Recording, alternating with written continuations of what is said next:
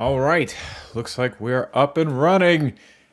Hello, everyone. I have been gone for a very long time, but I'm glad to be back and here with y'all. I just got real busy with work and personal life and all that fun stuff, but I'm back streaming Elden Ring and talking about nonsense again. Today, we are going to look at Consent is Deontological by ShortFatOtaku. I've been watching a lot of his videos lately. I like most of what he has to say, but I have to say, this video triggered me real hard. I'm a consequentialist. I don't like deontological thinking pretty much at all. And I do not believe that consent is deontological. And I think ShortFatOtaku makes several critical errors when talking about it here. So let's take a look at it together, shall we?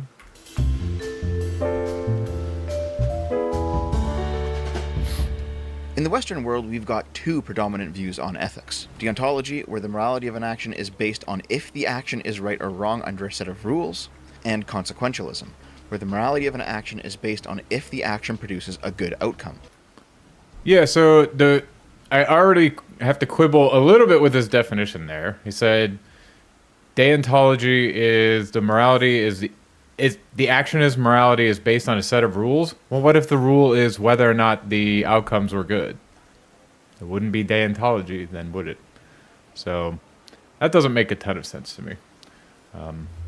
So already quibbling a little bit, already fighting with my man's Dev, already doing a big ol' heckin' fight. But maybe he'll explain a little bit more in depth. Sorry, I'm just gathering things a little bit, but Put simply, it's good is good rules versus good is good ends. The most obvious example of deontological ethics is a Wait, I didn't see what he popped up there. Give me a second. I want to see if he actually clarified that. Because he said something, and it popped up. Deontology, good rules, consequentialism, good ends. What about rule utilitarianism, though? Because that's like what Destiny is, and that's what I think I am. So that's literally good is good rules because we have rules that we think will lead to good ends, right? So already, I'm not sure we've actually reached the definition of them, but the way I understand it is deontology is basically the action in and of itself can have moral content, so you think an action is good just based on the action itself. You can apply rules to that, I guess. But you can't apply the one that doesn't have a good end because that wouldn't be deontology, right? And then, yeah, consequentialism is good ends. So I think I get what he's saying, but it already seems a little bit weird because it doesn't quite fit exactly, I don't think. ends. The most obvious example of deontological ethics is a religious code. And due to this, deontological ethics is considered by a lot of fedora tippers and neckbeard growers to exclusively be the domain of uneducated, quasi-religious dumb hicks. So I generally... Yeah, I don't really like deontology in general because it's not founded on much of anything. I will caveat that with a... At a certain point, you can't ground your axioms. Eventually, you just say, nope, this is just what I value. So if you really want to boil it all down, real basic, everything would be deontological. God, I'm struggling to say these fucking sentences. I'm sorry if I'm fucking everything all up. But, so I'm a utilitarian, and I say my main rule is I want the flourishing or well-being, as Sam Harris would put it, of human beings. This allows me to not be a vegan because I'm not worried about animals and stuff like that. I'm worried about human beings. If I was to make it a little bit more specific, like the thought of aliens existing, I would have to have a certain level of consciousness or a certain level of intelligence instead. So I would want the well-being for things that reach a certain threshold of intelligence or consciousness. So ants clearly don't fit into that. I don't give a shit about ants. I'll murder every ant. I would say animals don't even fit into that either, but we shouldn't mistreat animals because they help us live our lives better. Like, I don't want you to beat up a dog because a dog can make your life good. You don't kill your neighbor's dog or something like that because it makes you feel good because it's going to make your neighbor feel bad, right? So this sounds like it could be really psychopathic, but if you really follow a lot of their ends, you start to realize, oh, well, I still can't do a lot of things because it's going to be very bad for people. So yeah, Dev goes into this a little bit later. There's stuff like hidden ends, where you end up being like, oh, this would be great. It would be great if we, like, I don't know, genocided this fucking... let's say we just eliminated all hornets or wasps or whatever. Because wasps suck. I hate wasps. But if it has, like, an ecological disaster, then maybe we shouldn't do it. So your immediate ends would be good, but you have to understand that there are hidden ends, or at least further out ends, that would be bad. So, yeah. So, anyway, my point was that at a certain point, everything is deontological. So, if that is Dev's point, then I don't know why you would say consent is deontological. You'd have to say everything is deontological. So, I don't think that's Dev's point, because he's being more specific here. So, let's dive into it. And there's some truth to this view, for sure. If you're a 75 IQ pleb just trying to get by in life with no I do love that he immediately was just like, there's some truth to the view that it's just hicks and shit that do deontology. I would say I'd probably agree with him. There is some truth to it, because you don't have time. It's really hard to figure out what is good ends. It's incredibly hard. So if you have a lack of intelligence, then you're really more likely to not give a shit about good ends, because it's just way easier for you to just be like, nope, I don't know, killing is bad because God said so. There's no thought there. You just know it. Because you were told it, and you accept it, and you're moving on. But that doesn't mean there isn't incredibly smart deontologists. I can't name one. I'm not, like, way into philosophy. I consider Dev to be pretty smart, and he doesn't seem to be either deontological or utilitarian or consequentialist. So I would say he probably does some deontology in how he views some things, and I don't consider him to be an idiot. So I would definitely not say it's a blanket term, I guess. It's a blanket rule that all deontologists are stupid. But I have to agree to it to some degree, right? Because if I didn't think that, I would think I would be a deontologist, right? Like, the way that I think, like, a smarter person than I would be deontological. Oh my god, I can't say these words. It's so difficult. I'm gonna be fucking this all up.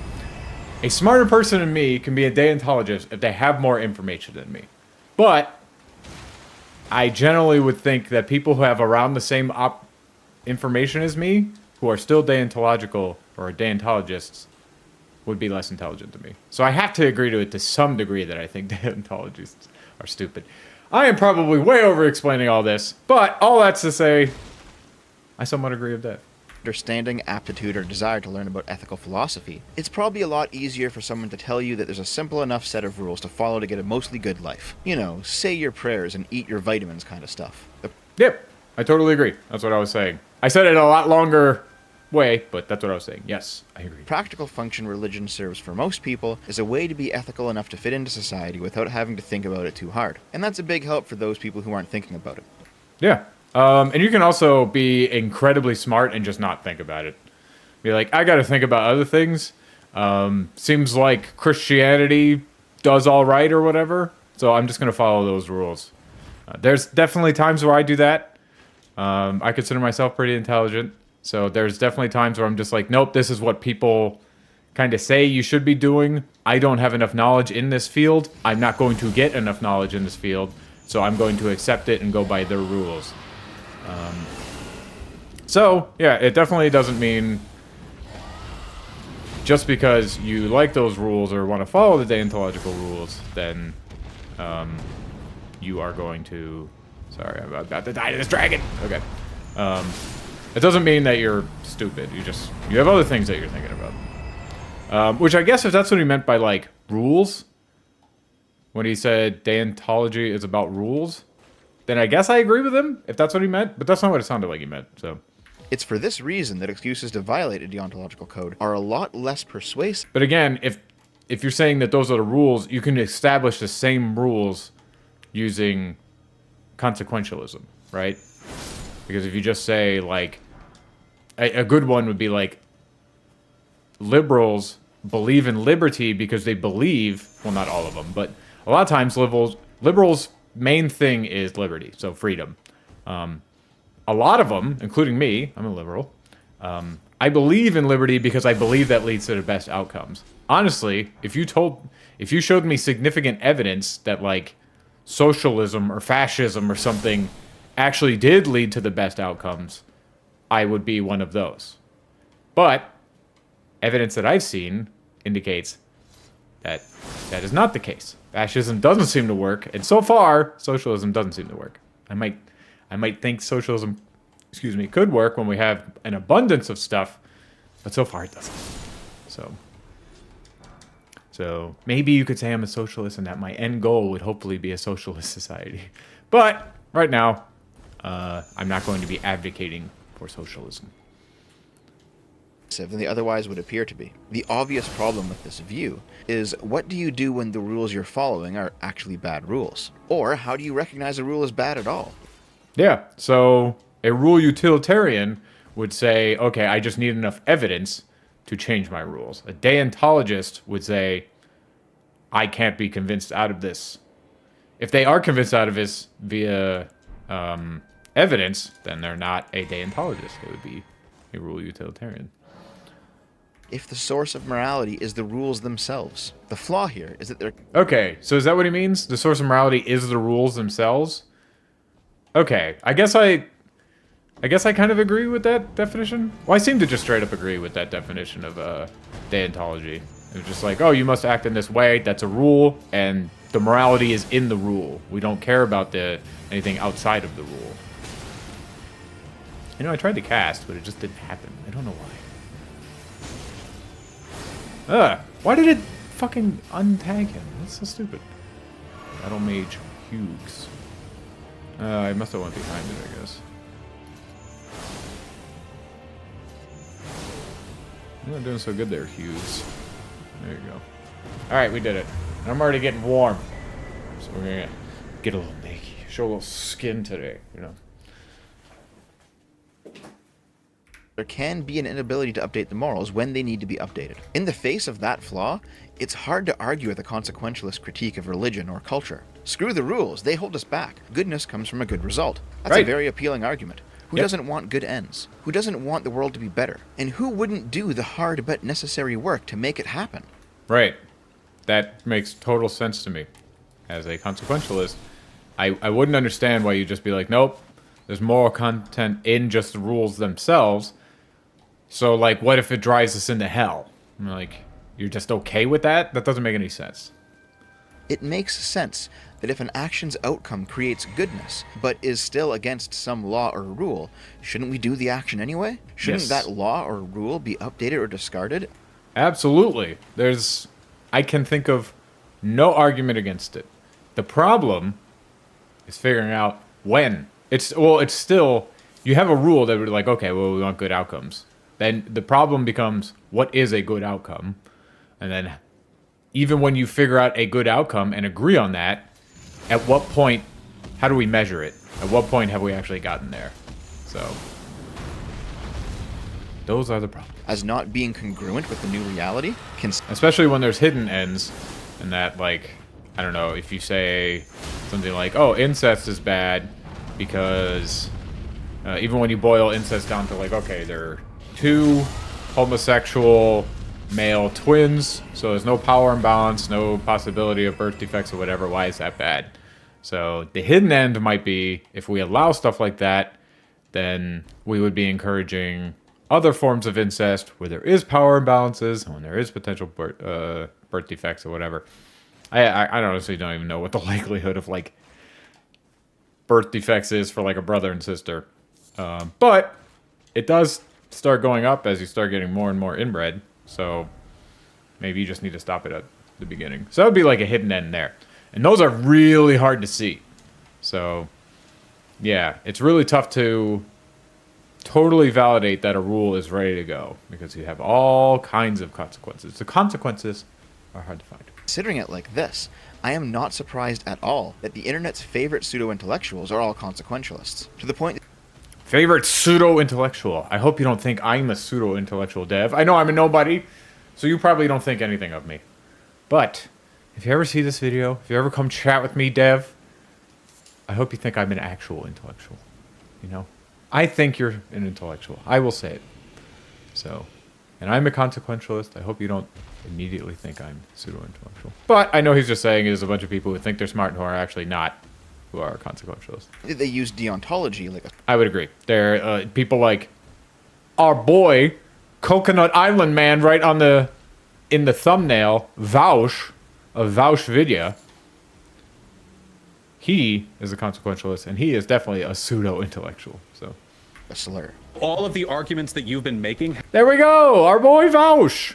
I knew he was in this video, featured a lot. Obviously, he's in the thumbnail, but I did not realize he was about to come out. Our boy Vaush. If you haven't seen this video, it's like a 3 or 4 hour debate of Destiny and Vaush. It is fucking wild. I've watched it many times because it's hilarious to me. Entertainment. It's great. Vaush basically just says, I don't really give a shit if you're a hypocrite, which obviously has a lot of problems. I won't go into all of them. Go watch that video.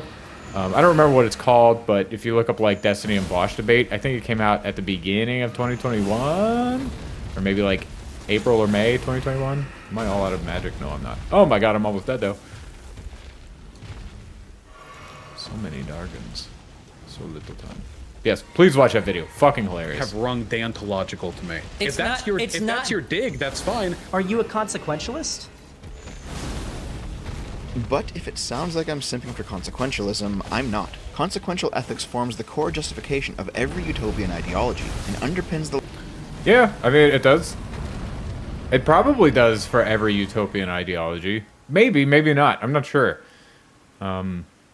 Because it could be that you just think... Like, you could have a... You take a rule utilitarian who's like a socialist or something like that, and he's just like, I value democracy, so I want democracy in the workplace too. You take that rule utilitarian, he thinks it's going to be valued. Like, he thinks that that is going to lead to good ends. Could you not have the same rule that I value democracy over all else? Just deontologically? Like, you don't actually give a shit about the ends? It seems like you could. So I'm not sure about that. They do always seem to justify it. I'm not a historian. I don't know everything about every shitty fucking ideology out there. So I'm not certain that what he says makes sense because you could just take, like I said, you could just take any rule utilitarian, remove the util part of it, and they are now just a deontologist, right? So, yeah, I don't know about that one. That seems iffy. But it may be true. I'm not sure. the logic of both Marxism and fascism. If you can identify a quality as having infinite value... Yeah, I don't know. That's like, if we think about, like, Hitler, and you say, okay, they are saying that the Aryan race is the best race because they think that's going to lead to best outcomes. Like, why couldn't they just say the Aryan race is the best race just because I just believe that? Well, why couldn't that be handed down from God to them or something? You know? Like, I'm not saying it was. I'm just saying, why couldn't it be? It seems like, theoretically, deontology could absolutely get you to the same place. Well, actually, it would have had to. Well, it's I guess it's not a utopian ideal. I don't know if you consider it utopian, because he used a utopian ideal framing. But, like, the Crusades and shit, there's been many massacres and wars and shit fought over religions, which are, like, definitionally deontological. Deontological? I am going to fuck this up all day long. I'm sorry. I'm doing my best. I'm stupid, though, so you need to work with me. But yeah, so you, like, any religious conflict or any religious war or crusade or anything like that would be deontological, which, you know, like, that's an issue. Like, Islam would be deontological by definition, because it's just like, read the book, and their justifications for doing or not doing a thing are all from the Quran or whatever. Right? So that's deontological. And then I know Dev doesn't like Islam. So, and I don't either, because I don't like any religion. But if you don't like that, couldn't you then apply the same critique that you're applying to consequentialism, to deontological? Deontology? Jesus Christ, I'm struggling with the word so much. I shouldn't have picked this video. I can't even speak. Seems like you could. I don't see why you couldn't. Value, then you can commit any number of atrocities to obtain that value, and your ethical calculations will still come out in the green. Well, no. You can't. The reason you can't is because if you commit enough atrocities... Well, first of all, if you're committing an atrocity, that has a bad outcome. It wouldn't be an atrocity if it doesn't have a bad outcome, right? Because you're a consequentialist. If you're thinking about this from a consequentialist terminology, then it's an atrocity would have to be bad outcome. But, so if you're saying like, okay, well, you can kill any number of people in the name of your utopia. I'm like, okay, well, it would be good to kill them if it reaches the utopia, right? It would be bad if it doesn't. Sorry, I'm gonna fight a bear. He's fucking me up so far. We lost. Y'all lost, Timmy. But anyway, so yeah, so definitionally an atrocity wouldn't be an atrocity if it doesn't have bad outcomes, right? And then if you're a consequentialist, and then definitionally if you're saying like, oh, well, you're killing people, but if we achieve the utopia, then it's not an atrocity, right? The issue becomes, okay, I think he's going to go into this, but the issue becomes like, okay, we're going to commit this atrocity in genociding some group of people or something. We're going to commit that atrocity to get to the utopia. The problem then becomes like, okay, well, now that means... basically exactly what he said is like, now that means we can just always genocide people in the name of finding a utopia. And if we don't find a utopia, then we got to post hoc realize, oh, everything was bad. And we've seen that doing stuff like that, doing bad things like committing genocide, has led to bad outcomes. We've seen this. So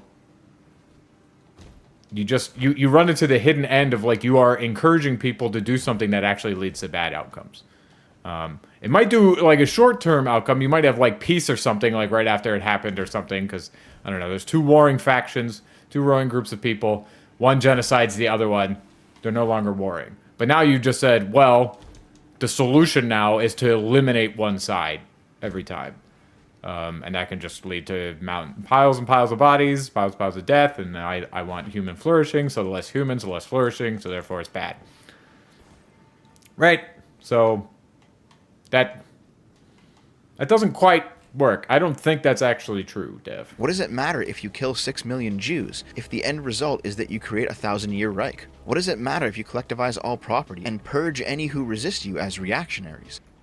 I mean, that's definitionally true. It wouldn't matter, right? But if you don't actually get to utopia, then it didn't work. And so far, genociding people doesn't seem to lead to utopia. If the end result is you create the stateless, classless, moneyless society and bring about the end of history. If the final end is good enough, you can justify any number of smaller bad ends along the way, because the ethical calculation will ultimately still turn up positive. Which brings us to the topic of consent.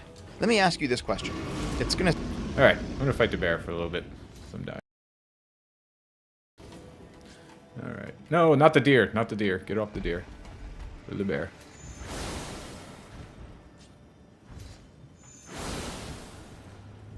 It's cool that he's ignoring me. I don't know why he is, but I'm certainly not upset. If I glitched it out so he just doesn't want to attack me now? That would be a cool thing. Okay. Alright. Killed the deer. Damn it. Oh, yeah, I got back into a corner. That's lame. It seem obvious, but bear with me.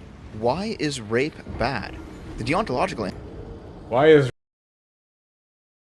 Simple one. From a consequentialist standpoint. It makes the person who is raped feel worse than the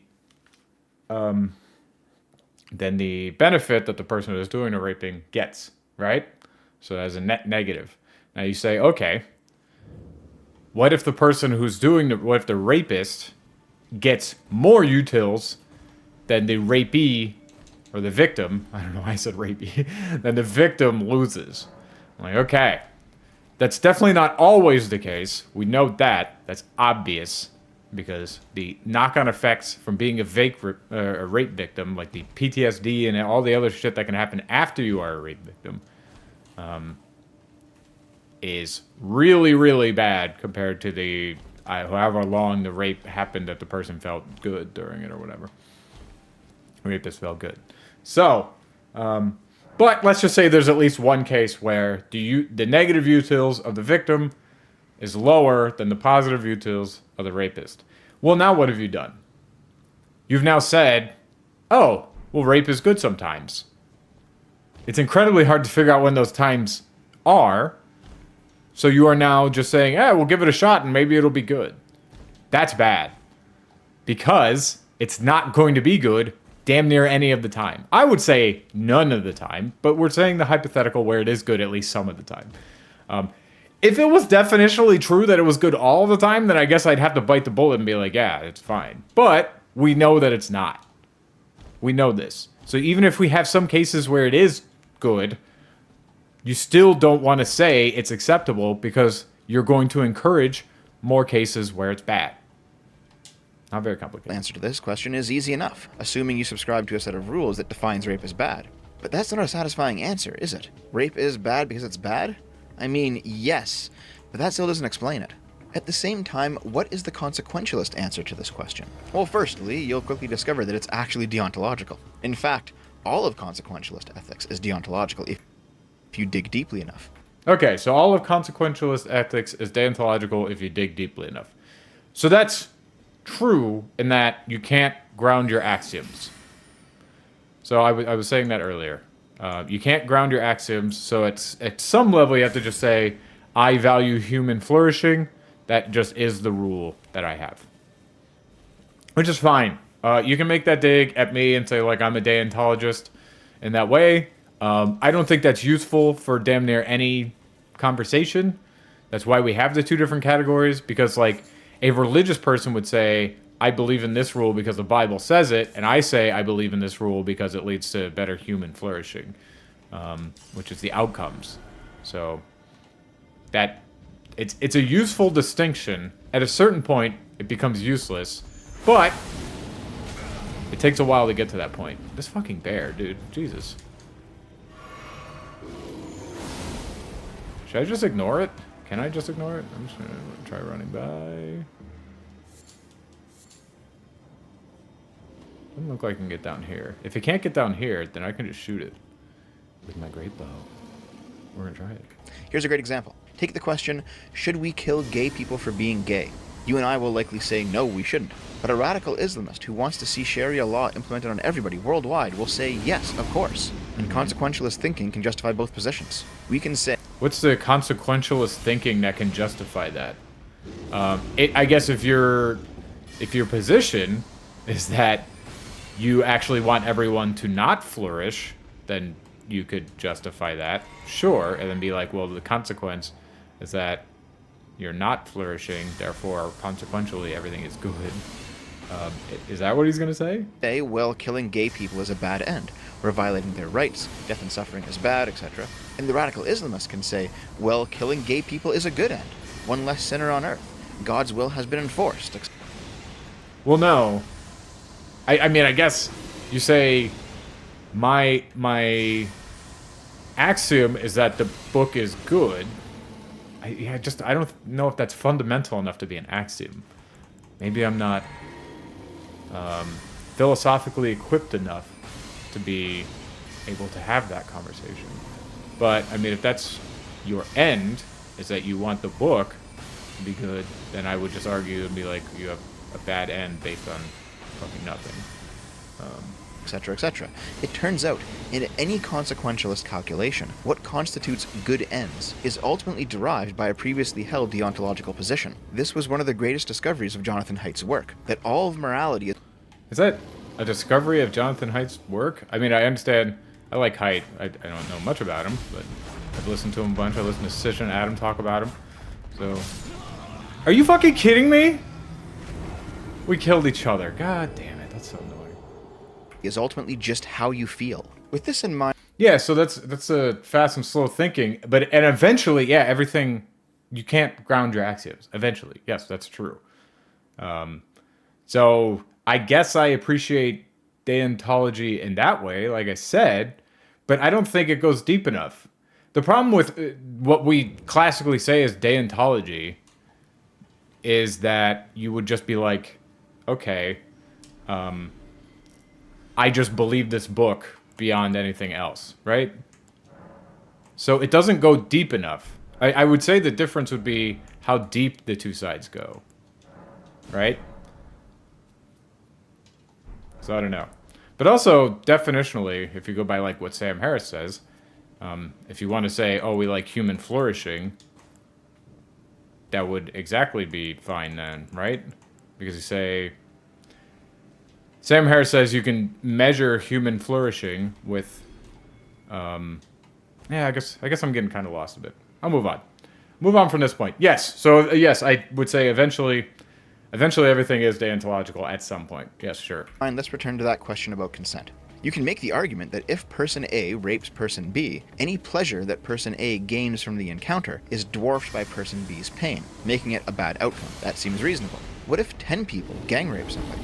Or 100? Or 1,000,000? It becomes harder and harder to argue that the overwhelming amounts of satisfaction from such a situation doesn't outweigh the anguish of just one individual. Sure. I would agree. But then we're going to go into the hidden ends, which I think is exactly where he goes here, that we are encouraging it. This is why consequentialism always becomes a tyranny of the majority, because the majority's superior number of positive ends can be directly garnered through the minority's exploitation. Most consequentialists at this point will reply, Yeah, I don't think that's true, because you are then encouraging people to hate on other people, which will lead to bad ends. I don't think we've found... It seems like the way to help everyone flourish, or to help even like let's say we're talking about races. White people flourishing would involve using everyone to the best extent that we can. We need as many smart people doing smart things. We need as many artists doing artist things. We need many entertainers entertaining as much as we can. If we hold down another race, like black people, then we are missing out on all the potential for them to contribute, right? Why would we do this? This is bad for white people. So, no. Holding down the minority is not immediately a good for the majority. with the following argument. I've even heard Destiny make it. At some point, an act is so morally bankrupt that regardless of any moral calculations of the event itself in a vacuum, normalizing that event creates a much worse society. Destiny... We're not even just normalizing it. Like I said, it's just that the actual ends of oppressing people means that you don't get access to their potential. At least their full potential. Which we want access to, because that would make our lives better. Have I been this way before? No, it doesn't look like it.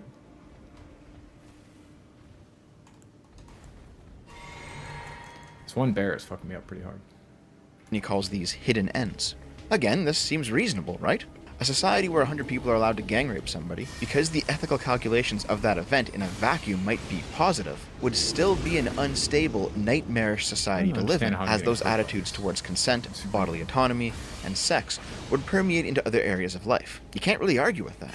These other negatives are the hidden ends. And it is these hidden ends that make the action immoral, because the action doesn't happen in a vacuum. So, let's set up a hypothetical. This will be my analog to Vosh's Coconut Island. Let's call it Dev's spaceship. Let's say that... Alright, Dev's spaceship. I already know what's coming here. But I'll let Dev explain it.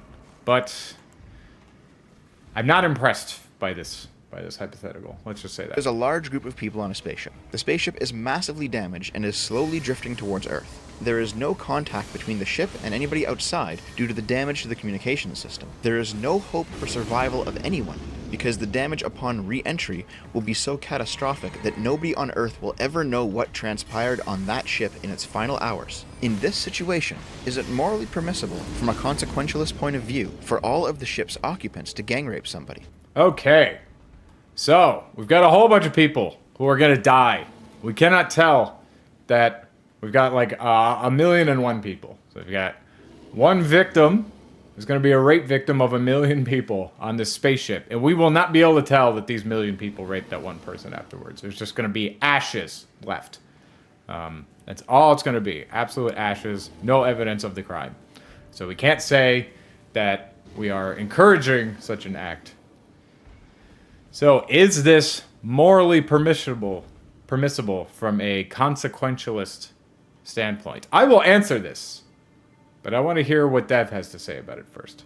If not, then why not? The act itself pleasures more people than it harms. There will be no normalization of the act in wider society, because the destruction of the ship will completely wipe away any evidence that it actually happened. This act does exist in a permanent vacuum, where no matter what happens, the wider society doesn't change. Destiny's hidden ends have been accounted for.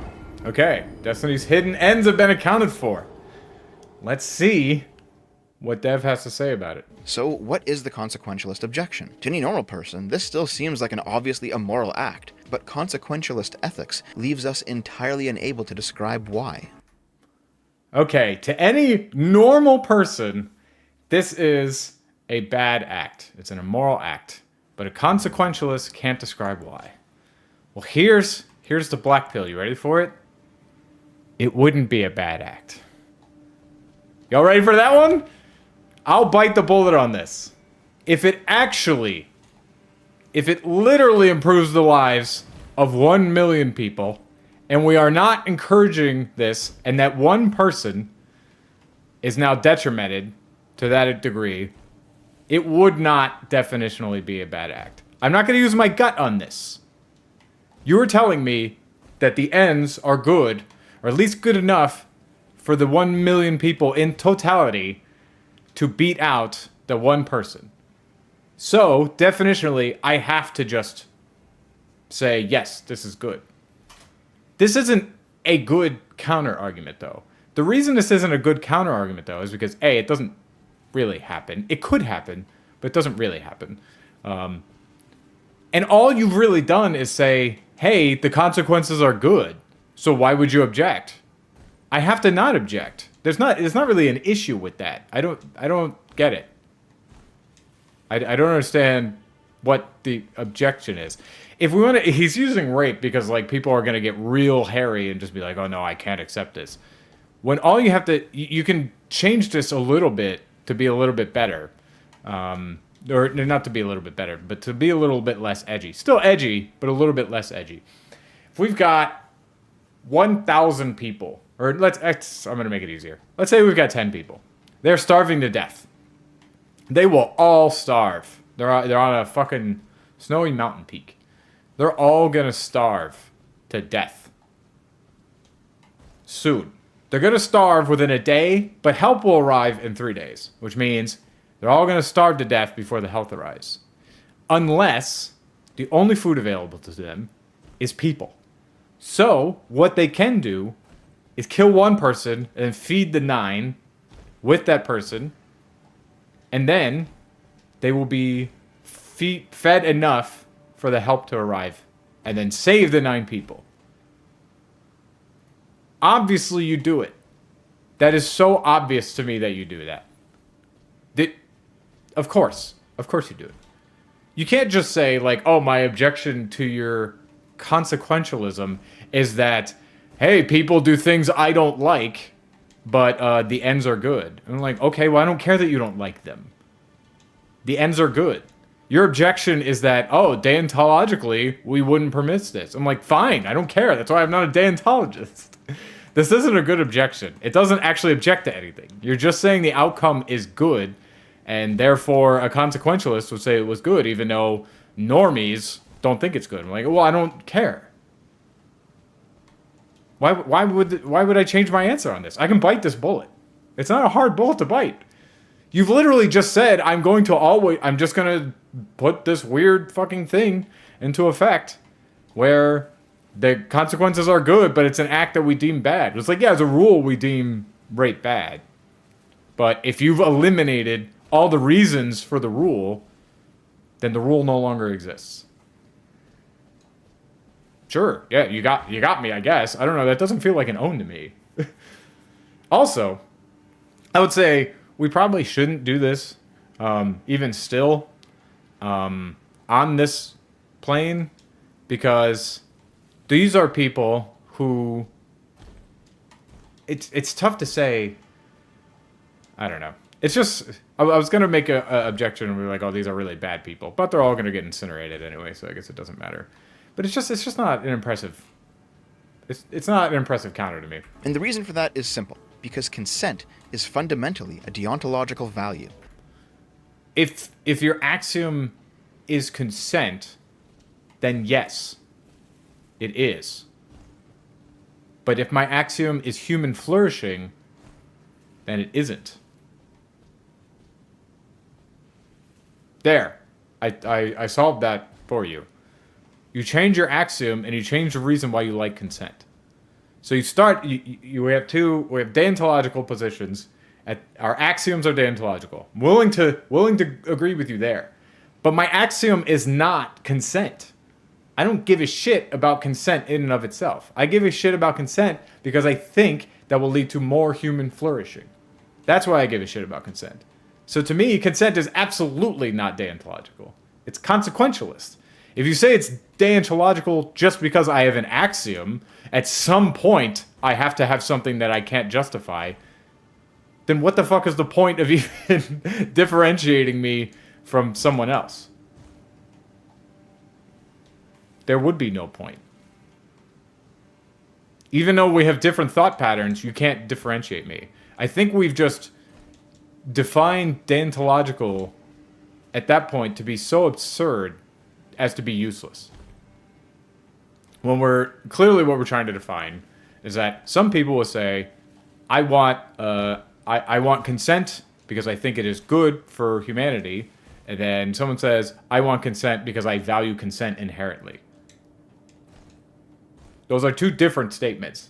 So that's why you define deontological versus consequentialist. So I just don't think this makes any damn sense. I don't value consent in and of itself. It's not useful to me. It just leads to better outcomes. Let me explain. Consent is a person's voluntary agreement to fulfill the desires of somebody else. This applies to not only sexual consent, but all consent. Let's say you're looking for a job. Some jobs might be farther than you're willing to travel. Some jobs might have demands on your time that's incompatible with other obligations. Some jobs might be in a different field than you're willing to work. In all of these examples, what you're willing to do and what they're willing to pay you for aren't congruent. You can't come to an agreement. But let's say you do find a job where it's congruent, where you are willing to do what your boss pays you to do. In this situation, your boss doesn't have the right to force you to work at gunpoint. Indeed, you don't have to show up, but in exchange for your consent to that job, he consents to give you money. You both have a desire, and you both consent to giving up something to see that desire met. Yeah. It's all good. Yep, sure. Great. Yep. Additionally, while you're consenting to work, you're also consenting not to do any range of other possible things during that time period. Consider this red circle to be all the possible things you can do at any given moment. Now consider this green circle is what your boss wants you to do. If you want to get paid, aka you want your boss to consent to give you his money, you have to consent to do only the things within the green circle. Yeah, it's all true. Not much to respond to here. It's just explaining why consent is relevant to hiring practices, which is sure, cool. To consent not to do the other things in the red circle. In other words, in exchange for the money you want, you are consenting to narrow your range of possible actions. And your boss's behaviors also overlap with a similar diagram. He is also consenting to narrow his range of possible actions too. This is what a voluntary exchange is when both parties are being honest. Right. That's true. Oh, fuck. Oh, God. The fact that it's so big, it like prevents escape on that little section there is so annoying. But I'm ignoring the fucking bear. I've lost to it too many times for me to give a shit anymore. Consenting to do a specific thing at the expense of other possibilities. And the trade-off for that loss of possibility is that you satisfy each other's desires. Sex works the same way. When you consent to sex with another person, they're also presumably consenting to sex with you. And additionally, whatever else comes along with that relationship, whether it be casual or serious. This is why informed consent actually makes sense, at least to some reasonable degree. For example, if one person is consenting to sex under some preconceived notion of exclusivity, and the other person violates that notion, it absolutely feels like a violation of consent. Well, it would be a violation of consent, right? Because, like, you believe the status quo is one way, and the person lied to you, or not the status quo, you believe the state of the world is one way and the person lied to you about the state of the world, so you don't have it may not be a validate, or it might not be a, what the fuck, why can't it might not be going against your consent literally, but it would be going against informed consent. You weren't informed enough of the state of the world, and that person knew it too. Like, say, like, I can't invalidate your consent if neither of us know that a consequence is going to happen. But if I know that a consequence is going to happen, a negative one that I know is negative for you, based on what I know about you, and I don't tell you and I allowed the thing to happen anyway, I've now gone against your consent, or at least your informed consent. Ask anybody who's been cheated on. But what's important for our discussion is that all of this stuff describes a non-religious deontological framework. When you enter into a friendship, a romantic relationship, a business relationship, there are rules for your interactions within that framework, whether they're explicitly stated or not. When you consent to bind yourself to a series... Well, oftentimes in most jobs, they are explicitly stated. But I'm with you. I'm with you on all the consent. We need all the consent. Do all the consent. Yay, consent. series of rules in exchange for some benefit, at the expense of other possible options. You are choosing to operate within a deontological framework. And then, if you violate those rules, even if there's no bad outcome that the consequentialist could point to, I did not you've still violated the agreement. You said we're this is why your doing average... something deontological? Let's get that again. Anybody who's been cheated on. But what's important for our discussion is that all of this stuff describes a non-religious deontological framework. When you enter into a friendship, a romantic relationship, a business relationship, there are rules for your interactions within that framework, whether they're explicitly stated or not. Okay, there are rules, whether they're explicitly stated or not. Sure. So you're going to say that that means it's deontological? Go for it. When you consent to bind yourself to a series of rules in exchange for some benefit, at the expense of other possible... In exchange for some benefit, so that would be, you think the consequences are good? Okay. options, you are choosing to operate within a deontological framework. No, you just said to some benefit. You literally countered yourself, dude. You said you're putting up these rules in exchange for some benefit. That's literally the consequences. It's quite literally the consequences. And you said it. So this isn't deontological. You can't just say rule, therefore deontology.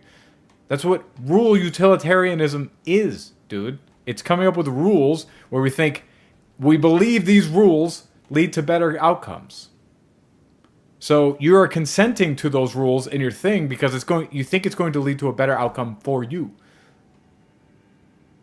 So you are behaving consequentially, not deontologically. And then if you violate those rules, even if there's no bad outcome that a consequentialist could point to, you've still violated the agreement. But this is why your average consequentialist will never actually consider somebody's word to have any worth. Fighting a thing. Oh my god. I don't have very much health, I guess.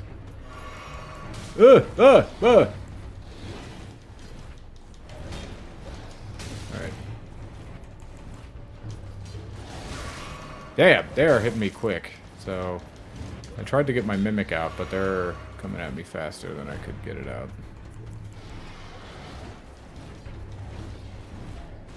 Yeah, the fucking throwing thing, too. That's actually, I was like, I'm just gonna die now because of that, yep. Okay, well, fun.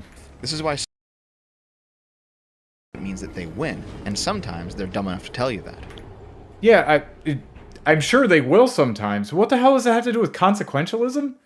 The consequences of me lying to you all the time is you don't believe me.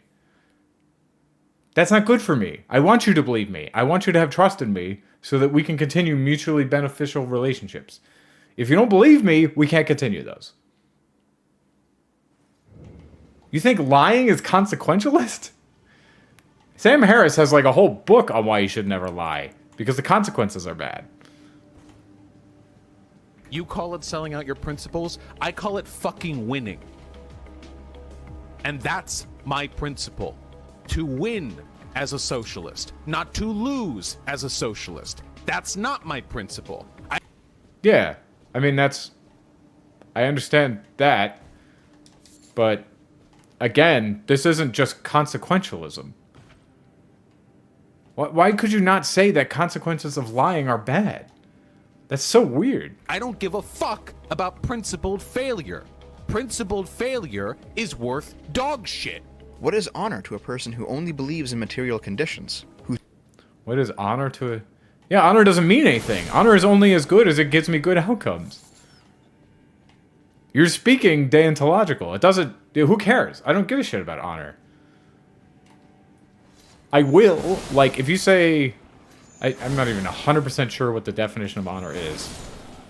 But if you say, like, okay, there's honorable actions in that, like, you fight a man face to face instead of backstabbing him and stuff, you don't lie, stuff like that. These are honorable actions. I care about honorable actions in as much as they will give me better outcomes. So I won't lie to you because I want to continue our mutually beneficial relationship. So I will behave honorably because I want the consequences to be good. I don't, what is honor to it? I was like, yeah, honor is as much as it gives me. Yes. What do you mean, what is honor to a consequentialist? That's what it is. Alright, let's heal ourselves too. Actually, let's do that first. And that should kill the game. Alright, we're gonna kick the shit out of these things now.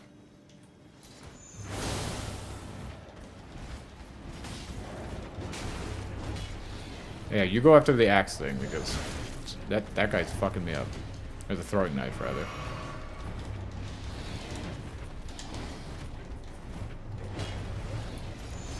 My Mimic Tear is doing better than I am. It's kind of funny.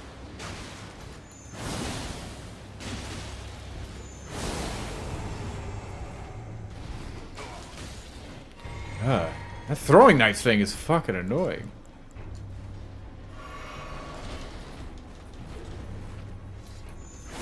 Oh, I should actually definitely go pick up my souls. Ruins or whatever. There we go. Yeah, he got it. And I'm gonna get mine too. We did it. I'm a god. who thinks that the word of another carries no weight. There's a series of 2 examples. Thinks of a word and definitionally, the word of another doesn't carry any weight unless they prove that they are trustworthy.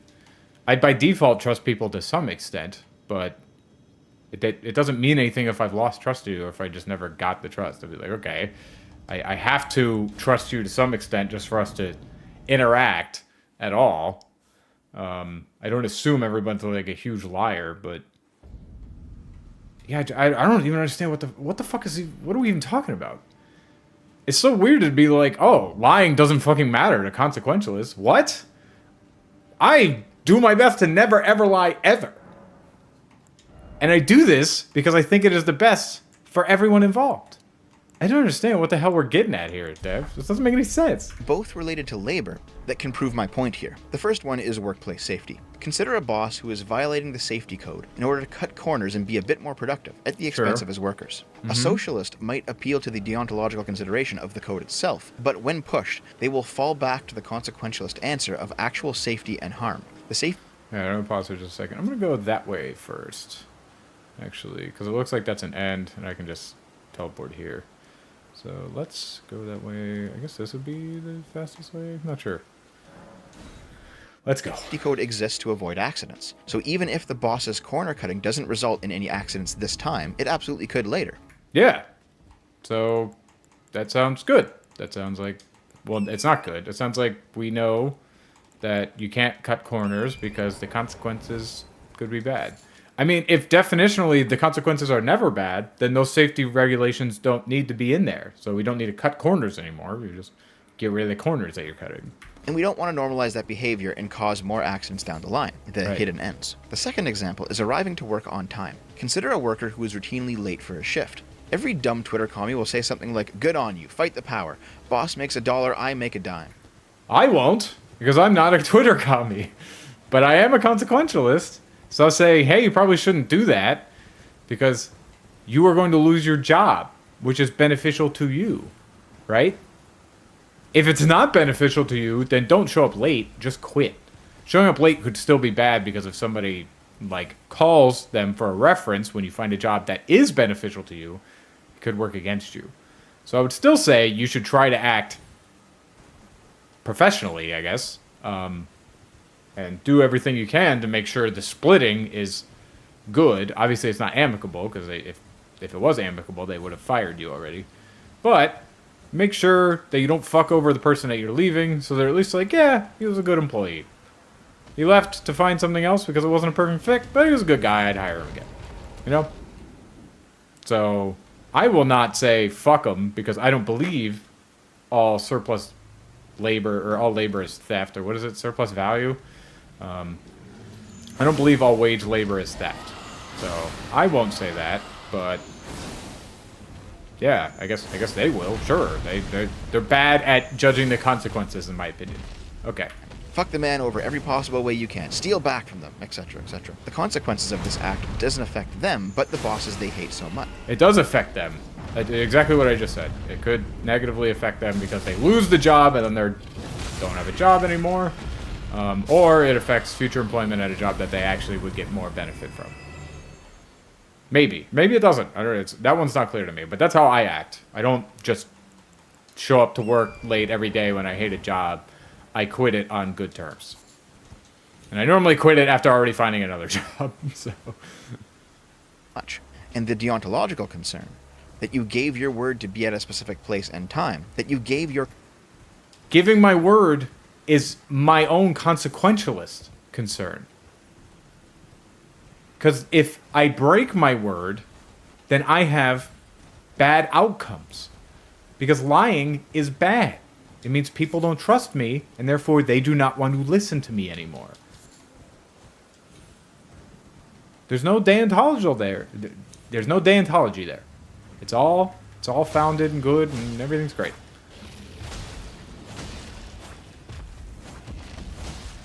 This is such a strange thing to me. I don't understand this lying is is not consequential as shit. That is so weird to me. I don't understand that. Dev, you're smarter than this. Explain to me what I'm missing. How could you not see the bad outcomes from lying? Just because there's some fucking communists who claim to be consequentialists who like lying, it doesn't matter to me. I'm not a communist. I don't give a shit. Okay? I also don't even think that communism means you're okay with lying.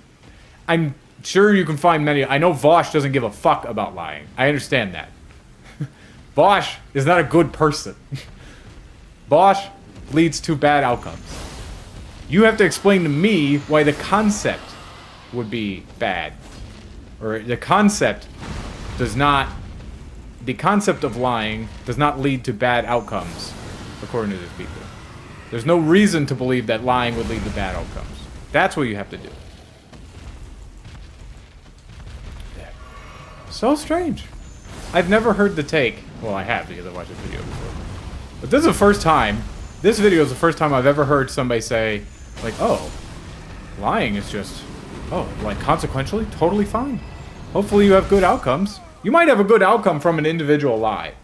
It's possible that you lie, and then that doesn't hurt the trust with the person. They never find out, and it was all good. Sure, that might be true. That might happen. But I don't do it as a rule, because it's generally really fucking hard to keep lies. You might call that like a white lie, where it's just like, oh, there's only like good outcomes from the lie. No one's hurt by the lie at all. Sure. I know Sam Harris has some arguments against that, but I could conceptually come up with an idea where a lie is okay because it literally doesn't have any bad outcomes. I could see that. My contention would then be like, well, I am not a good judge of when that happens, so I'm gonna lie at the bad times. So I just try not to ever do it. I still do it sometimes. I think everybody does, but I do my very best to not do it.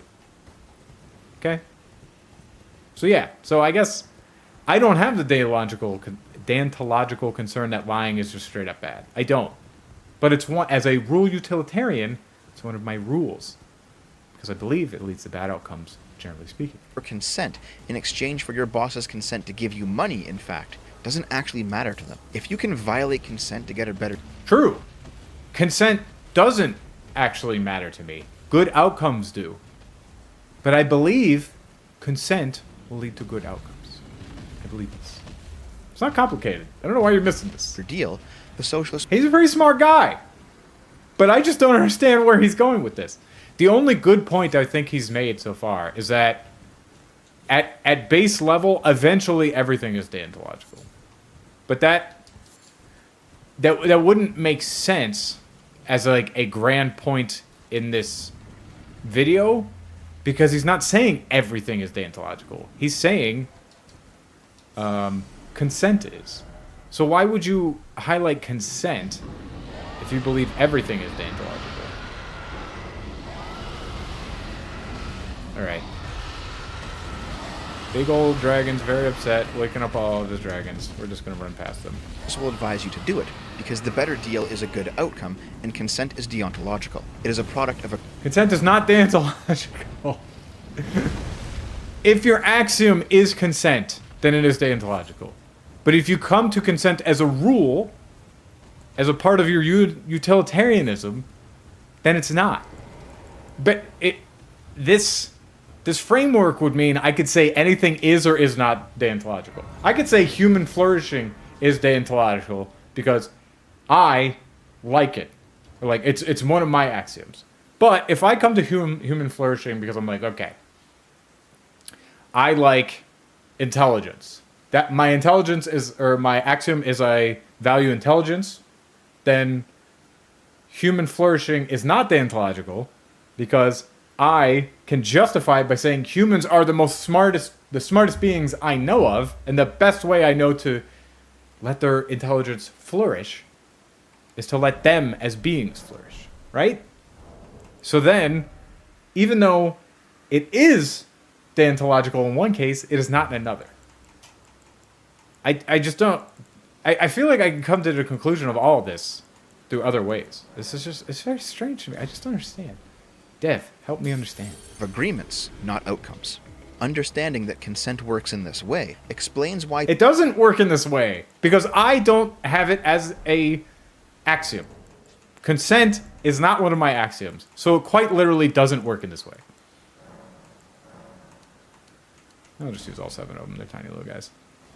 people on the left have such a hard time with respecting it. And while I'm certainly being I don't have a hard time with... I'm on the left. I'm not a leftist, but I'm liberal. I don't have a hard time respecting it because it is one of my rules as informed by my consequentialist ideology or philosophy or whatever level of thing it is. You know? My consequentialism tells me that I should value consent. But I don't just value it for no reason at all. cheeky right now, I don't only mean in the context of sexual assault or pedophilia. Let's return to employment. A common socialist position is that workers cannot truly consent to employment because of power imbalances. The workers will die without getting paid, and Sure. This is good. Yes, it's true. I don't agree with that framework. But yes, that is one of their beliefs. I mean, I believe you have to do work at some point to live. But that seems to just be a fact. Like, that's just a fact of existence. Until we invent a thing that constantly gives us everything we need, that is just a fact of existence. Right? So I don't think that socialism would solve that either until we have, like, no need. We've eliminated scarcity, and everything we will ever need is being created for us by some other thing.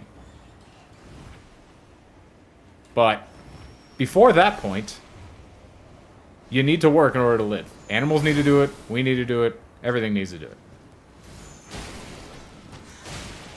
Even so, I'm not certain existence would still be work because you need to eat. I guess you could be plugged into something that feeds you, and you just literally could just sit there and do nothing. But then, like, at what level are you really existing? So I don't know. It's a weird. We'll go down some weird rabbit holes with that, I guess.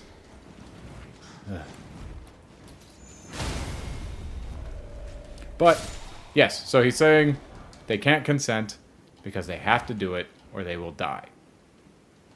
Sure. buying the food they need, and so their boss is willing to exploit that need. Because starvation is a gun to the worker's head, to use the socialist phrasing, no negotiation between workers and bosses ever actually constitutes consent, because workers are always being coerced by bosses. By the way, this is the point that Vosh's Coconut Island tries to illustrate. Yeah, so he's just saying coercion is invalidates their consent. Sure. My counter to that would be, if needing to eat is coercion, then what the fuck is the point of the word coercion? We've now expanded it to where damn near everything is coercion, and I don't think we can have a society without coercion. We have drives to do things. Drives to do things is like an innate part of being. The problem with this view is that it rests atop the idea that two parties who negotiate from different positions of power can never truly be negotiating, because they aren't holding the exact same cards in their hand. Yeah, that's true. And definitionally, unless everybody... Well, the fact that we are two different beings means that there's going to be a power imbalance in some way. Just necessarily. There has to be. We can't exact every single power level between two communicating individuals. We should say that it's coercive when the power is like incredibly imbalanced, maybe. Or their consent is violated when there's an incredible power imbalance. Oh shit. Of course they blocked me in. Fuck me, dude. Did I kill myself? I did, didn't I? Yeah. Yay. One person will always have a better position, and therefore they will always be exploiting the weaker party, and so it's never truly consent. The natural end result of this view... Yeah, but that would be every single relationship. Like, I have power imbalances, and every one of my relationships, I've had a power imbalance in one way. Well, I'll just say one. I make a good amount of money. I have made more money than every single one of my girlfriends, except for, I guess, in high school and college. I was fucking broke in high school and college. But since then, in my adult life, really, other than college, I've been much richer than all of my girlfriends. So does that mean I violated their consent? I don't know that anybody would ever say that. That seems a bit strange of a statement to say. Sorry,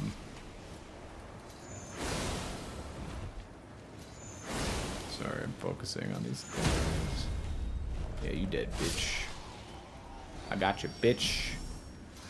Fucking bats.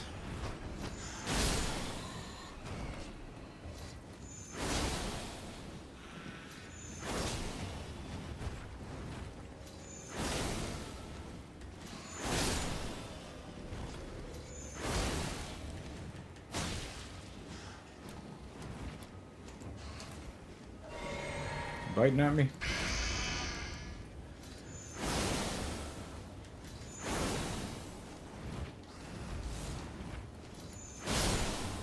Done. Yeah, so there's power imbalances in every single relationship, but I don't think that any amount of power imbalance would mean that it's unethical. I could see some employer-employee relationships being unethical, but not every single power imbalance is unethical.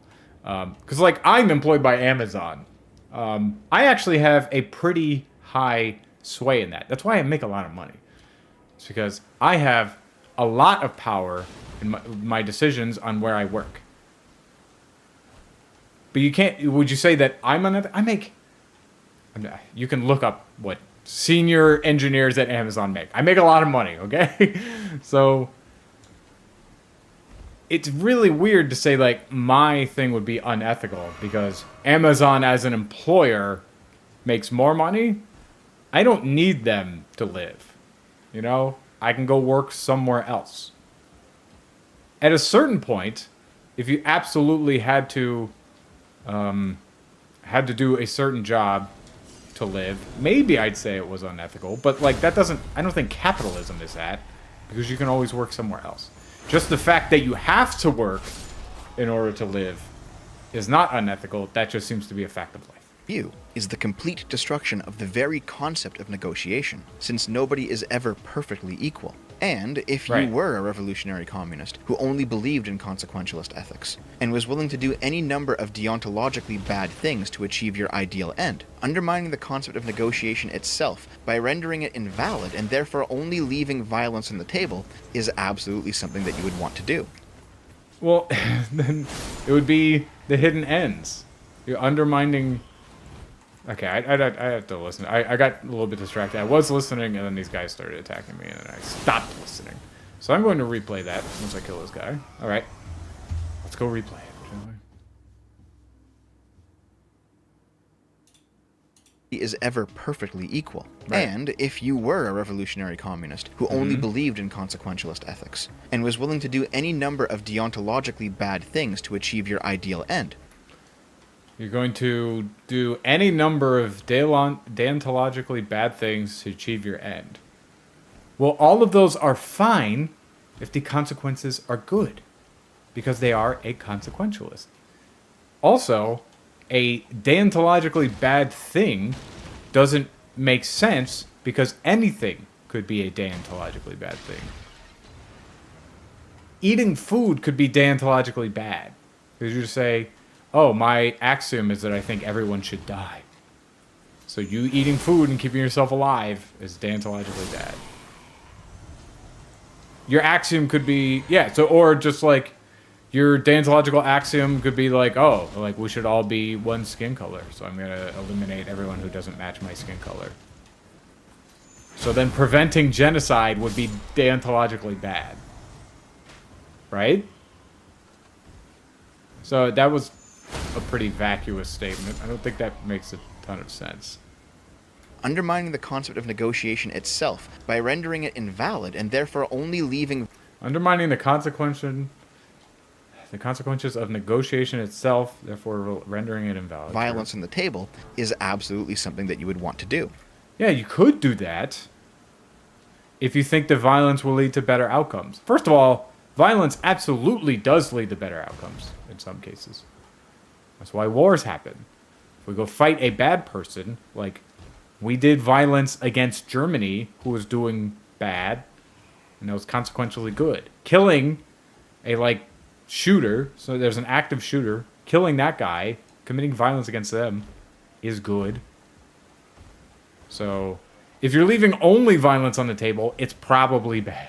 I could say that, but I'm just not sure what his point is here. He's saying a lot of, really wishy-washy kind of statements here that don't make a ton of sense. Like, oh, it's deontologically bad. Like, according to what?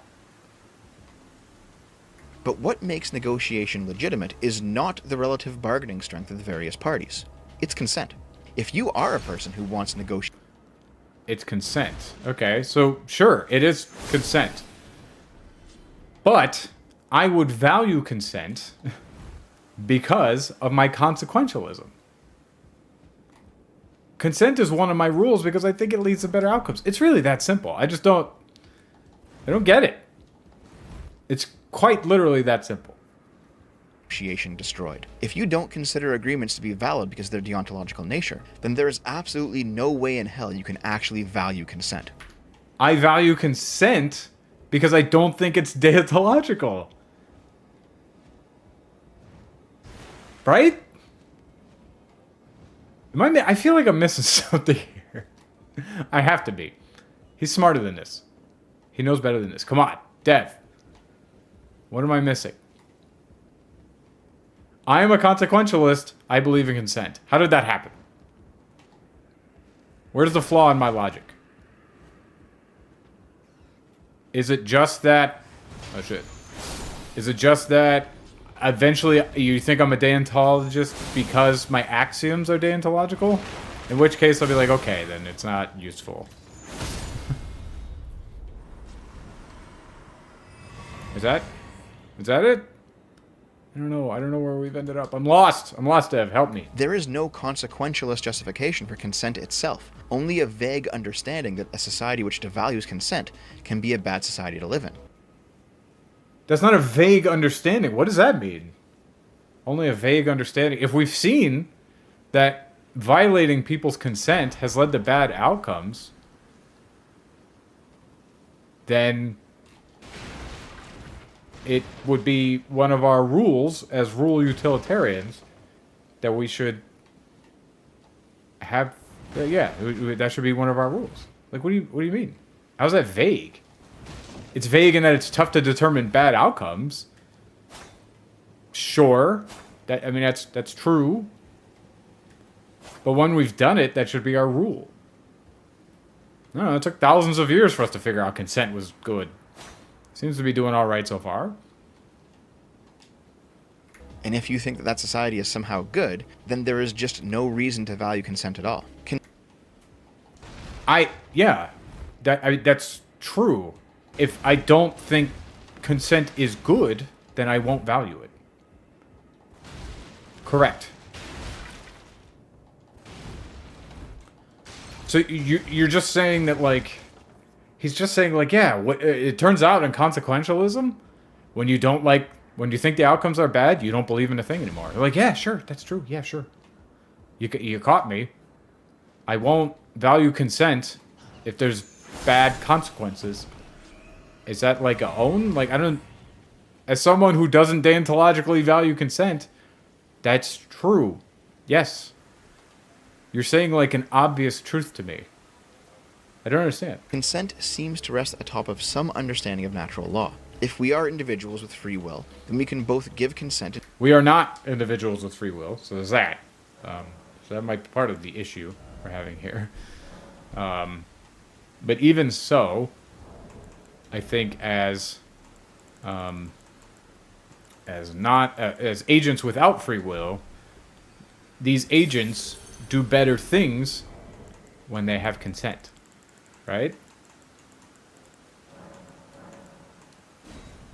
And be held responsible for our actions. Marxism, as a school of thought, entirely rejects this notion. I love going back to this essay. The title always makes me... Let me see. So I know this here jargon. There's things you can do with it. I don't know if I have the things I need, because you can like equip, you can kill it, and then you get a whole shitload of stuff from it. So it would be okay, gold scarab, and then the gold pickled foot. I think that's the best thing. I'll figure that out later. That's gonna be really boring to kill that thing. But I will mark this on my map as like the jargon that we want to go do things with. There you go. You get a nice little gem.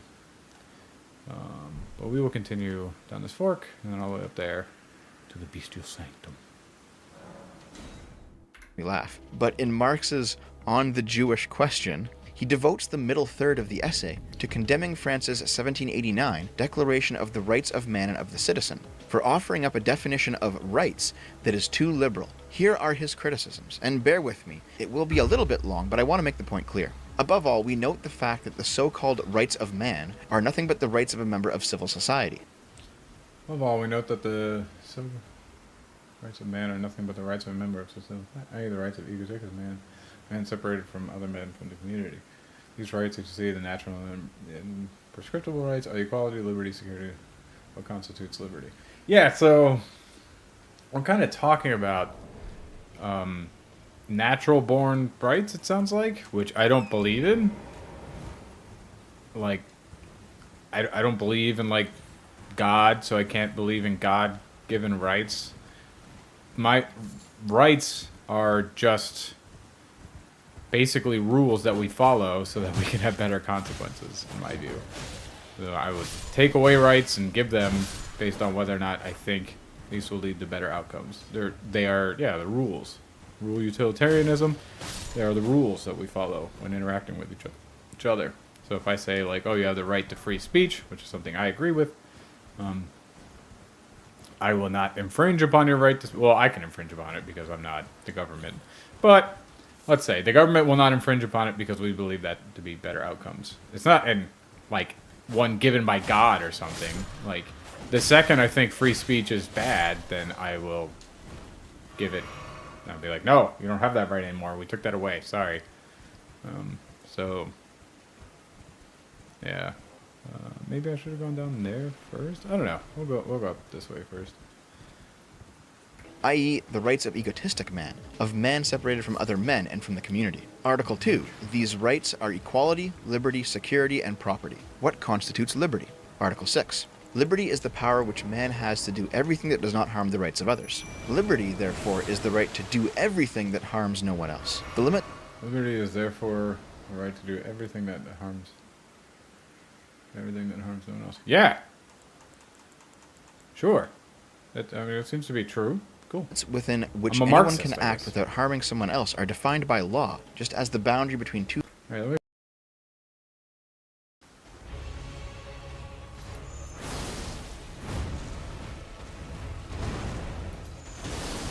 Oh, I forgot to actually do the class.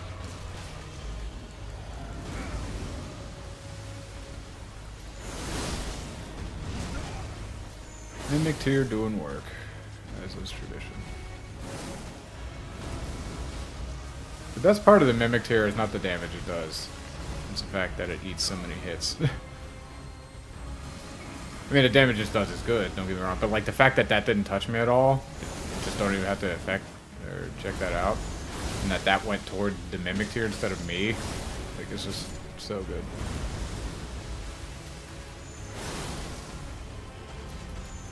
Me first, haha. It is the question of... Alright, liberty is therefore a right to do everything that harms no one else. The limits within which anyone can act without harming someone else are defined by law, just as the boundary between two fields is determined by a boundary post.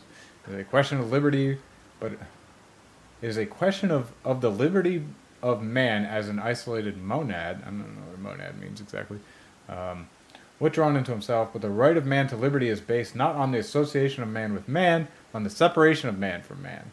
It is the right of the separation, the right of the restricted individual withdrawn into himself. The practical application of man's right to liberty is man's right to private property. Yeah, I guess that makes sense. Yeah, so liberty is that he's basically saying, yeah, you have a right to liberty, and that we enforce it that someone else doesn't infringe upon your liberty, and you do not infringe upon someone else's liberty. Yeah, that makes enough sense to me. Can be kind of like basically defined as like you can do everything that isn't harmful. Yeah, sure. Makes sense to me. Of the liberty of man as an isolated monad, withdrawn into himself. But the right of man to liberty is based not on the association of man with man, but on the separation of man from man. It is the right of this separation, the right of the restricted individual, withdrawn into himself. The practical application of man's right to liberty is man's right to... Did I see yeah, okay, there's a bat there. I was like, did I see a bat? Thought I did. Turns out I was right. Private property. What constitutes man's right to private property? Article 16. The right of property is that... Oh, this is too much. I want to read Marx. Yeah, I agree with some of what Marx says. I disagree with some of what Marx says. Okay, yay, liberty. We gotta get through it, though. We gotta get through it. At which every citizen has of enjoying and of disposing at his discretion of his goods and income, of the fruits of his labor and industry. The right of man to private property is, therefore, the right to enjoy one's property and to dispose of it at one's discretion, without regard to other men, independently of society. The right of self-interest. This individual liberty and its application form the basis of civil society. It makes every man see in other man not the realization of his own freedom, but the barrier to it. Equality used here in... Yeah. People would definitionally be the barriers to my own freedom. I can do whatever the fuck I want if I don't care about other people. Like, literally anything. There would be no rules. There's, like... Yeah, I mean, that's true.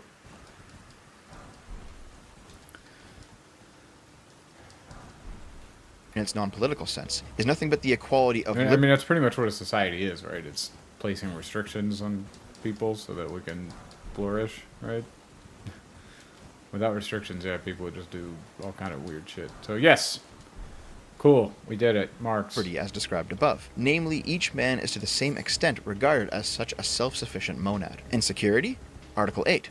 Security consists in the protection afforded by society to each of its members for the preservation of his person, his rights, and his property. Security is the highest social concept of civil society.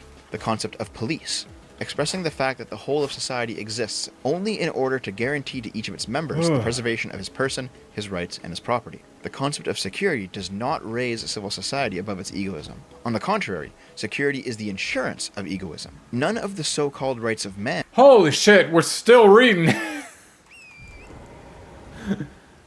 Oh my god, I don't have anything to really say about this. We're still just reading a fucking book. Okay, got it. Okay, thank you, Dev. We're gonna learn about Marx. Good. And therefore, go beyond egotistic man, beyond man as a member of civil society, that is, an individual withdrawn into himself, into the confines of his private interests and private caprice, and separated from his community.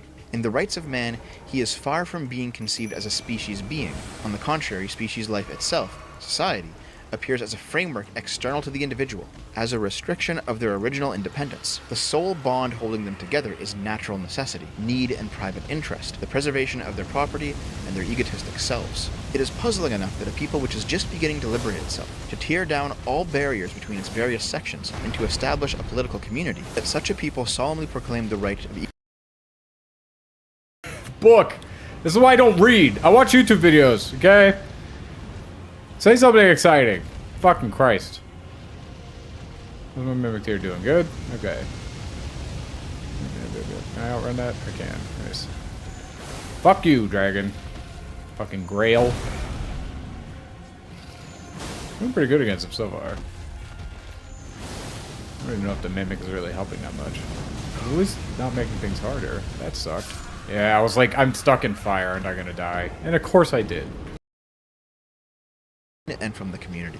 Here's what Marx said in a lot fewer words. The liberal conception Okay, please summarize that. Jesus Christ, why did you read all of that? of rights as being a product of natural law, aka natural rights, is too individualistic. It ignores collective concerns. This passage forms the Marxist... Yes, it ignores collective concerns. It does, yes. Sure. Okay, cool. But the problem, I would say, is that individuals form the collective, so you have to be concerned with individuals too.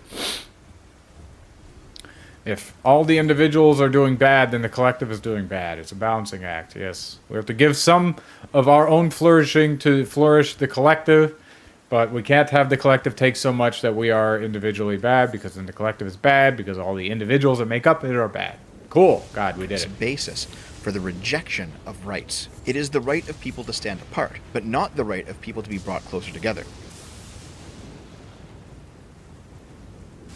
Yeah, sure, I guess. One of the biggest reasons as to why Marx is incredibly stupid is that the individual does not actually need a right to be brought closer together, but the individual does need the right to stand apart. If people want to... Yeah, that's true, I guess. We do not need a right to be brought closer together, but we do need a right to be able to stand apart. Yeah, I mean, I guess.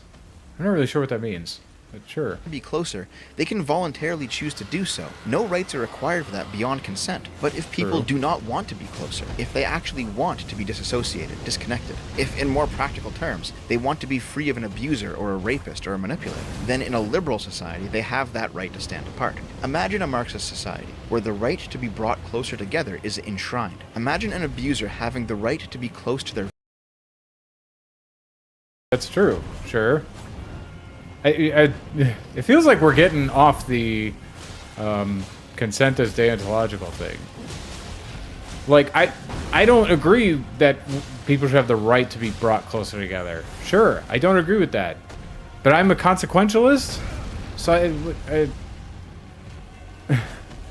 you're just saying socialists are consequentialists? Marx was a consequentialist?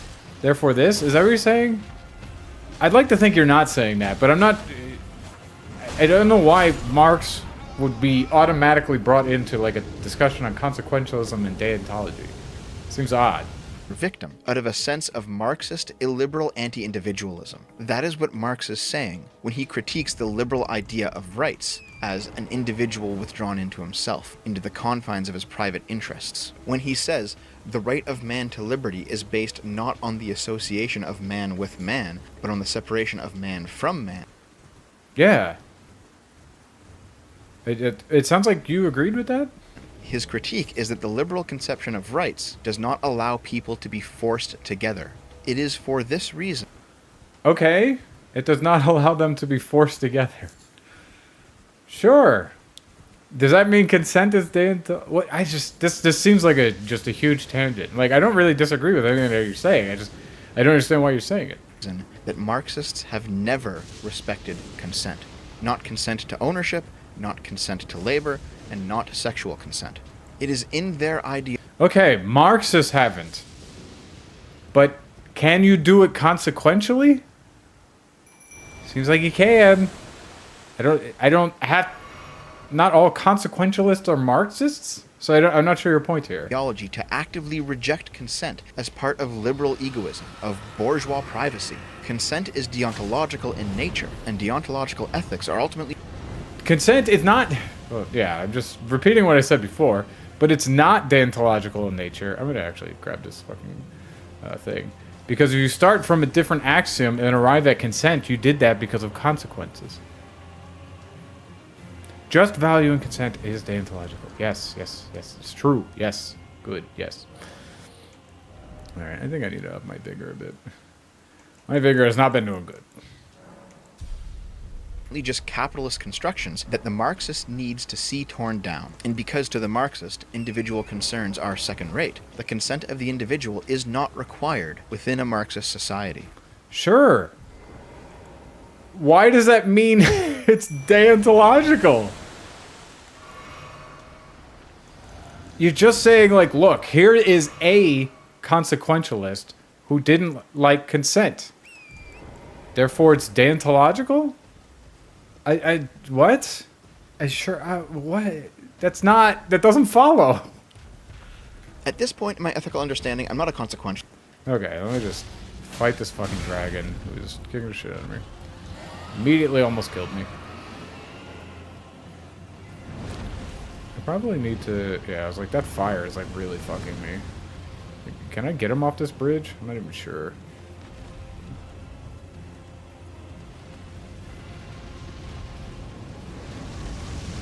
Oh, no, no, no, no.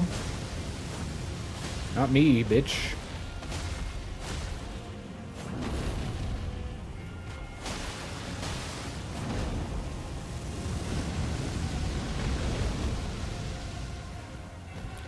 Really far-reaching fire.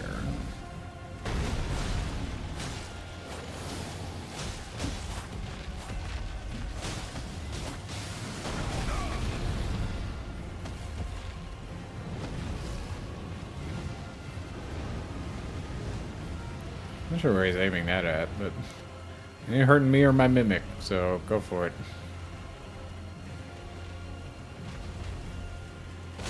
Cheeky swinging on the way by. Whoop, whoop, whoop.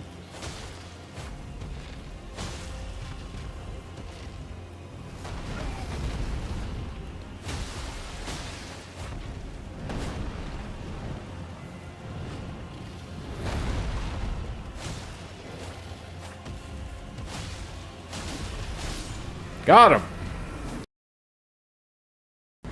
Or a deontologician, but a virtue ethicist. Thanks Sargon's reading suggestions for that. Virtue ethics. Virtue ethicist, okay. Let's learn. I don't actually remember what a virtue ethicist is, so let's fucking figure it out. Posits that it's not only good rules or good ends that create goodness, though both of those things play a role, but it's also good habits. In other words, you are what you consistently do. A good habit? I don't understand how that's different from a rule utilitarian. Because I say, like, oh, like, you should do these things because I believe they lead to better outcomes. So, wouldn't that be a habit of me saying you should do this? I'm not philosophically equipped enough to find a distinction there, probably.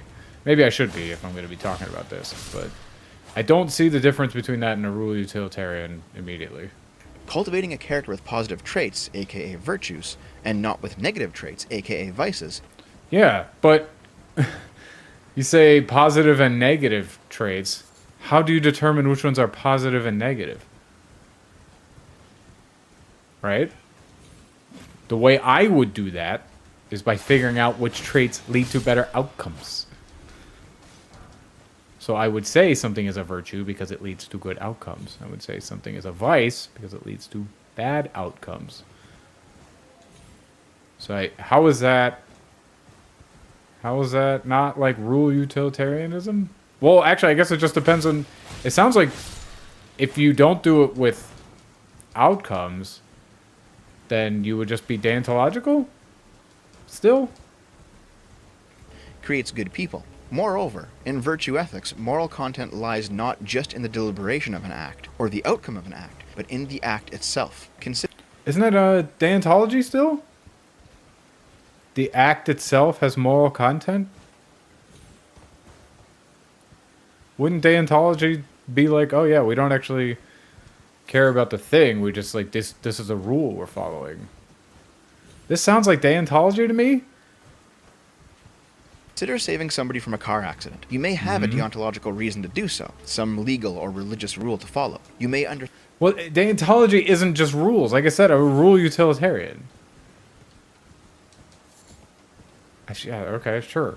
understand the positive outcome of doing so. Somebody is alive afterward. But Right. the action of saving the life itself also has moral content. Why does it have moral content? Yeah, I don't understand what that means.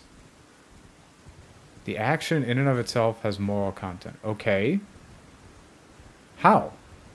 How do you just saying that because it is? That still sounds like deontology to me.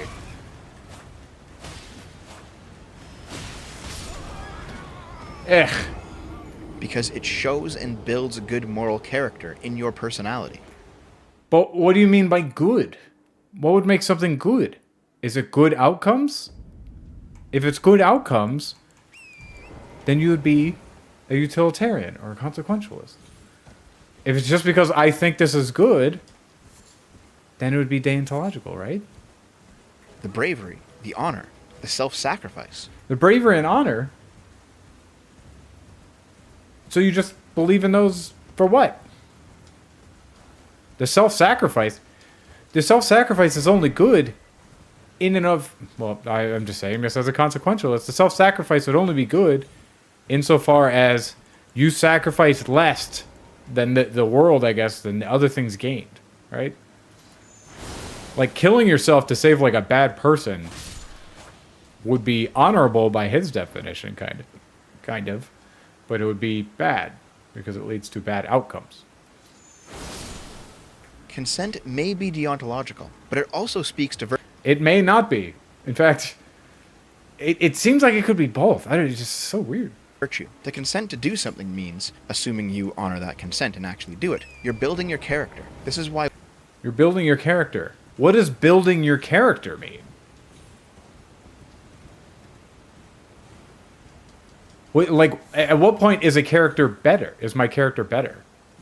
How would my character be better than anyone else's character? How do you judge that? This doesn't sound like it's actually making moral judgments. It's just saying, like, hey, you should use your framework to do better things? Sure. That's... I do not understand what the fuck he is saying here. I truly don't understand. This sounds like it's just complete nonsense. You just keep saying good and better. What is good and better? I'm like, oh, honor. I'm like, okay, what's honor? We're like, oh, self-sacrifice. I'm like, why self-sacrifice? You're like begging the question with everything you say here. Doesn't make any sense. What you choose to consent to and not consent to is of the utmost importance. And at the same... It's of the utmost importance. Why? Just because you randomly value that? So that would be deontological, right? So you're still a deontologist? time, you'll also realize that we are far outside of the socialist framework right now. Socialists don't have proper language within... Yeah, cool, you're outside. Socialists don't have... Okay, let me actually hear their what he's lens saying. to describe any of these concepts I'm talking about. They certainly don't practice any of these concepts. And I think that's why you can pluck any random socialist out of a crowd, and they will probably be entirely lacking in any sort of virtue. They may pay lip service to the idea of consent, but they Any cannot sort of truly virtue? understand- Well, what is a virtue? It's just good? Okay. Well, they would be, hopefully, they don't necessarily have to be, but they would have the virtues that they hold, right? Based on their consequentialism. They just don't hold virtue do you hold? They're completely...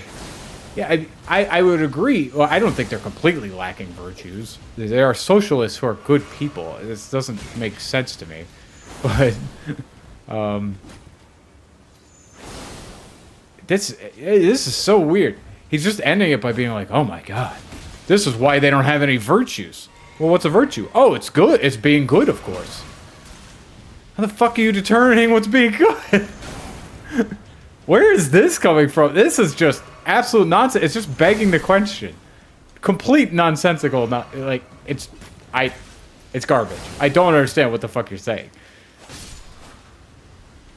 Oh, this is so weird. Where did this come from? Dev, what is this? What are you saying? Understand why it is so vitally important and what it actually does to you and to others when you give consent and follow through. What it actually does to you and to others when you give consent, that sounds like a consequence. Right? So you believe in consent because it does things to you, aka it has consequences? So you're a consequentialist? So it's not deontological? What is even being said anymore? I have no clue. Wow, we have gone off the fucking rails at the end of this. He's just saying, like, yeah, these things have moral content because they're good. I'm like, oh, yeah, they're good because of what it does to you. It's like, that's consequentialism, my dude. That's consequentialism. You're flip-flopping between consequentialism and deontology at a fucking neck-breaking speed. I can't believe how fast you're doing it. Left and right, you're just fucking doing it. I don't understand. Please clarify what the fuck you're talking about. For all of consequentialism's good components, and give the devil his due, there are a lot of them, there is no room within a consequentialist framework for the concept of consent. What the fuck are you talking about? It's so obvious to me. I value human flourishing. I believe human flourishing will lead to good outcomes. AKA, the effect that it has on me and the other consenting party, which is something you just talked about, I believe that is good. There's the room for it. How did I do that if there's no room for it, Dev? What the fuck? I don't understand. Oh, I'm fucking lost. What are we even talking about? Okay, fuck me, dude. If you value consent, then you must value your honor, and you must be able... I must value my honor? What is honor? Okay, this fucking thing. I didn't realize it could come in here. There we go. I must value my honor. What is honor? Huh? I added a charge. I did it, guys.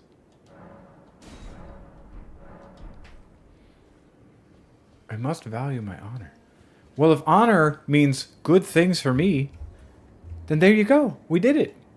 I value my honor. But I don't understand. to trust others at their word. This requires some notion of deontological ethics. If you meet a person who just completely ignores deontological ethics... If you meet a person that completely... It requires it in that axioms can't be grounded. You have to just start... We have to start somewhere. We have to. It's true. I agree with you there.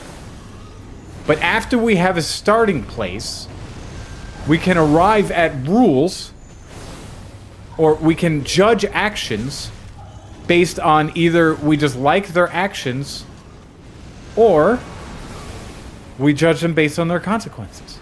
That's the difference.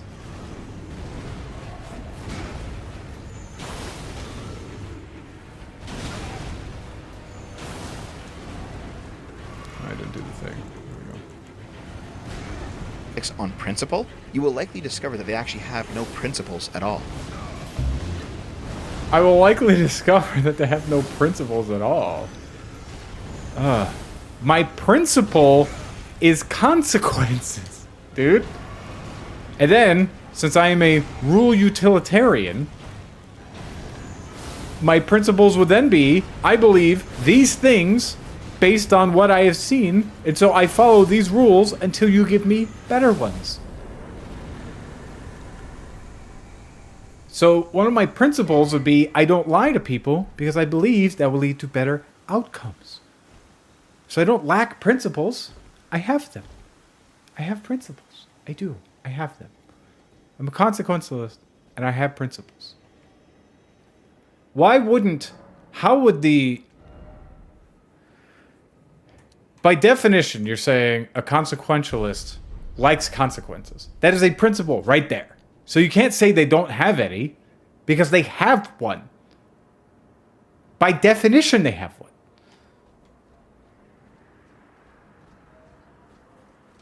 I don't understand. We just went all over the fucking place here. I am completely lost. I have no fucking idea what we're talking about anymore here. This is insane. Alright. Here we go. I had some death to remember.